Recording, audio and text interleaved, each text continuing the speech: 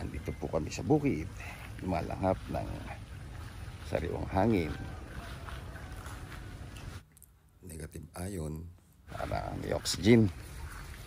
At sa lahat po ng mga members ng Church of God International sa MCGI, nanyahan ko po kayo na makiisa po tayo sa ating gagawing pagpapasalamat sa Diyos sa Sabado sa lahat ng mga may sakit, lalo na po yung mga may sakit na malapit sa kamatayan. Kagaya ko po, may 3 primary cancer dahil meron po akong papillary carcinoma, squamous carcinoma at lymphoma carcinoma.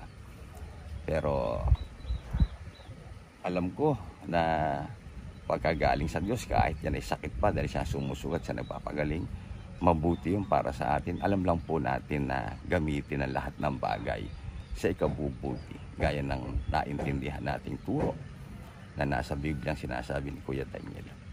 Kaya inanyahan ko po kayong lahat ng mga may sakit, magpasalamat tayo sa Diyos sa darating na Sabado sa MCGI Chapel. At sa Huwebes po o Miyerkules ng gabi sa ating SK Serbisyong Kapatiran, mapapakinggan nyo po yung awit na aawitin po natin na awa ng Panginoon na isulat ng inyong ambang lingkod.